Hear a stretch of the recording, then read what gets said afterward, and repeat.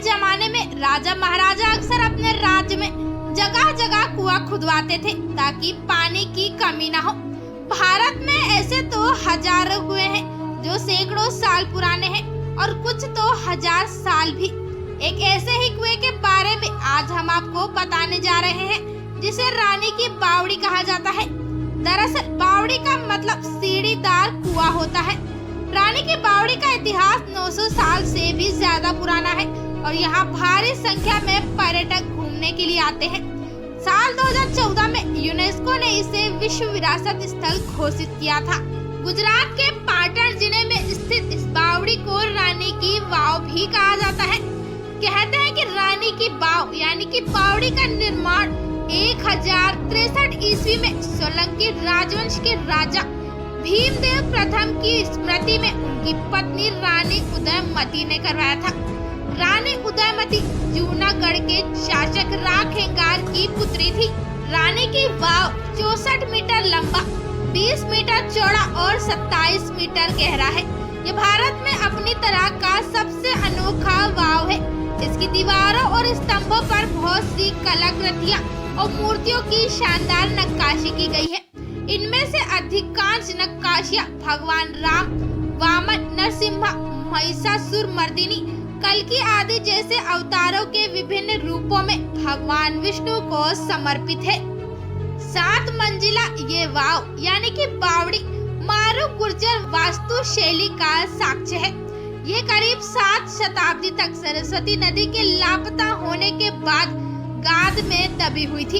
इसे भारतीय पुरातत्व विभाग ने फिर से खोजा और साफ सफाई कराई। अब यहाँ बड़ी संख्या में लोग घूमने के लिए भी आते हैं।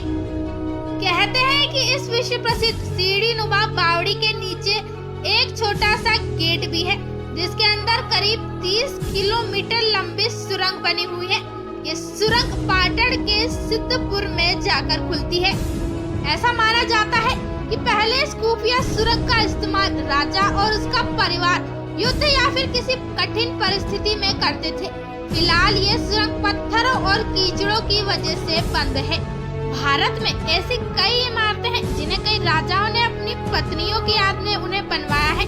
हालांकि रानी की वाव एकदम अलग और अद्वितीय है, जिसे साल 1063 में सोलंकी राजवंश की रानी उदयमती द्वारा अपने स्वर्गवासी पति राजा भीमदेव की याद में बनवाया गया था। बावड़ी की वास्तुकला आपको एक उल्टे मंदिर की तरह दिखेगी, जो कि सच है। बावड़ी को उल्टे मंदिर की तरह डिजाइन किया गया है, जिसमें 7 स्तर की सीढ़ियां हैं जो पौराणिक और धार्मिक कल्पनाओं के साथ खूबसूरती से उकेरी गई है। बावड़ी लगभग 30 मीटर गहरी है, जहाँ की खूबसूरत नक्काशियों में प्राचीन और धार्मिक चित्रों को उकेरा गया है। हर इमारत का अपना एक रहस्य होता है, उसी तरह रानी की वाव का भी है। बावड़ी के सबसे निचले चरण की सबसे आखिरी सीढ़ी के नीचे एक गेट है, जिसके अंदर 30 मीटर लंबी सुरंग है। ये सुरंग सिद्धपुर में जाकर खुलती है, जो पाटन के काफी नजदीक है।